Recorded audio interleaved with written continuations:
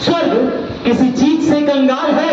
स्वर्ग में कुछ चीजें हैं और बहुत सारी चीजें नहीं है। अगर स्वर्ग में ये सब है, अच्छे गाने वाले हैं, बजाने वाले सारे इंस्ट्रूमेंट हैं, आने वाले सप्ताह में हम सीखेंगे। लेकिन अभी मैं आपको बताना चाहता हूं, यहां से आपको उत्साहित करना चाहता हूं कि आपके पास क्या है। आपके पास क्या है? आपको मालूम है स्वर्ग में क्या नहीं है जिसकी वहां पर वैल्यू है? भाई जो चीज है उसकी वैल्यू है क्या? जोर से बोलेंगे। जो चीज वहां पर है उसकी वैल्यू है क्या? गिटार वहां बहुत है, उसकी वैल्यू है क्या? केसू वहां बहुत है, आपके ये केसू की जरूरत है क्या? आपकी इसकी आवाज की आवश्यकता है क्या? रिदम बोंगो अंगो इनकी आवश्यकता है क्या? वहां पर ढेर हैं, अनगिनत है। अगले हफ्ते बताऊंगा अनगिनत लिखा हुआ है, इंस्ट्रूमेंट अनगिनत है वहां पर, ठीक है, सुनेंगे। लेकिन जब गाने वाले भी बहुत है वहां पर, आप तो रुक जाते हैं, गला थक जाता है, लेकिन वहां के गले थकते ही नहीं, ठीक है कि नहीं? समझ में आ रहा है? वहां के माइक की सेल कभी खत्म होते ही नहीं। यहाँ के माइक के सेल तो खत्म हो जाते हैं, यहाँ की बैटरी डाउन हो जाती है, यहाँ का नेट स्लो हो जाता है, यहाँ पर बहुत सारी चीजें होती हैं, लेकिन वहां की आराधना में कोई रुकावट आती नहीं। लेकिन उसके बावजूद भी क्यों परमेश्वर इस संसार की आराधना को ढूंढ रहा है और देख रहा है? एक ही चीज, क्योंकि कुछ चीजें हैं इस आराधना में जो वहां पर नहीं है। और आपको मालूम है स्वर्ग में क्या नहीं है?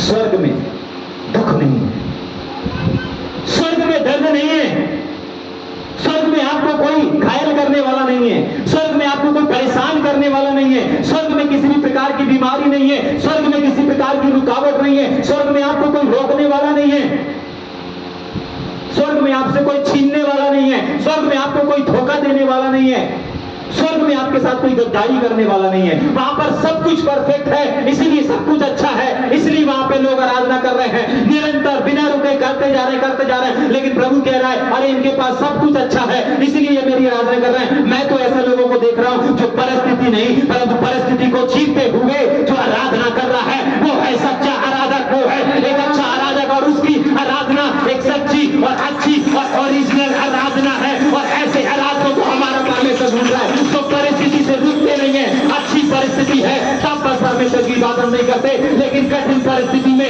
विषम परिस्थिति में लोगों के द्वारा घायल करने के द्वारा, लोगों के द्वारा रोकने के द्वारा, लोगों के द्वारा सताने के द्वारा भी अगर आराधना कर रहे हैं, वो है ओरिजिनल आराधक और वो है सच्चे आराधक। माइक पकड़ के जब सब कुछ अच्छा है, सारे सिस्टम अच्छे, तब आराधना करना कोई बड़ी बात नहीं। आपसे अच्छे अच्छे गाने वाले वहां हैं, आपसे अच्छे अच्छे वाद्ययंत्र वहां पर हैं, आपसे अच्छे अच्छे गीत वहां पर हैं, लेकिन एक चीज है जो वहां पर नहीं है, दुख नहीं है, संकट नहीं है, मुसीबत नहीं है, कोई किसी को रोकने वाला नहीं है, कोई किसी की आलोचना करने वाला नहीं है। अन्ना के जीवन में कितनी आलोचना सहा, उसके बाद भी आराधना करने पहुंच गई प्रभु के भवन में।